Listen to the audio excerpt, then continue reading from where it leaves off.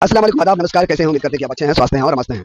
जैसे कि आज क्लास 9 का चैप्टर नंबर 9 समांतर चतुर्भुज को लेकर के आए हैं और उसका कुछ 10 क्वेश्चन करेंगे।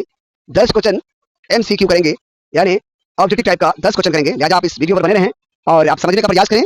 और यदि आप हमारे चैनल को सब्सक्राइब नहीं किए हैं तो सब्सक्राइब करें।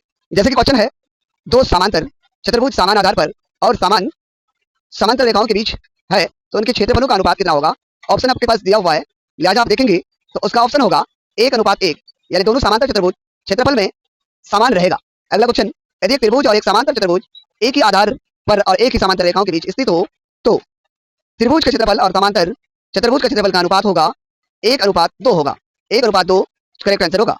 अगर बात करते हैं तीसरे क्वेश्चन का, एक त्रिभुज की मध्यिका उसे दो भागों में विभाजित करती है तो ऑप्शन है समद्विबाहु त्रिभुज, सर्वांग सम त्रिभुज, समकोण त्रिभुज, समान क्षेत्रफल वाले त्रिभुज। तो ऑप्शन डी नंबर होगा समान क्षेत्रफल वाले त्रिभुज।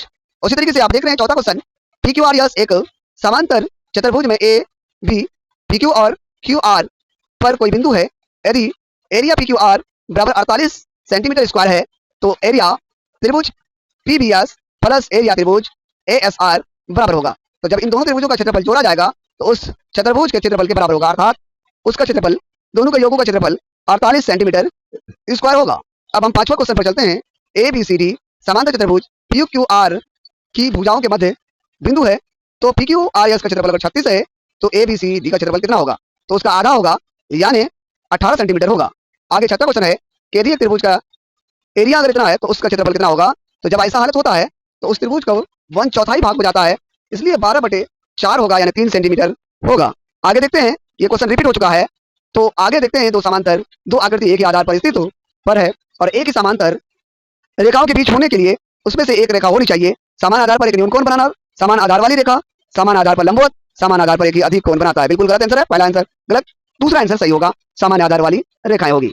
आगे देखते हैं, त्रिभुज की मध्यिका उसे बांटती है तो समान क्षेत्रफल वाले भुजा में। आगे की ओर देखते हैं, अगर एबीसी एक त्रिभुज का क्षेत्रफल 24 सेंटीमीटर है तो इसको 3 त्रिभुजों में बांटा है। अगर इसको अगर बांटता है तो ये 4 त्रिभुज में बांटता है तो इसका हो जाएगा 24/4, यानी 6 सेंटीमीटर हो जाएगा। लास्ट क्वेश्चन है, एक समांतर त्रिभुज के पार्श्व भुजाओं की लंबाई 6 और 8 है तो उसके क्षेत्रफल कितना होगा। तो उसका क्षेत्रफल होगा 6 × 8, 8 6 के 48 सेंटीमीटर होगा। मेरे प्यारे, ये सेशन हमारा समाप्त हुआ। इस सेशन का हमारा 10 क्वेश्चन समाप्त हुआ।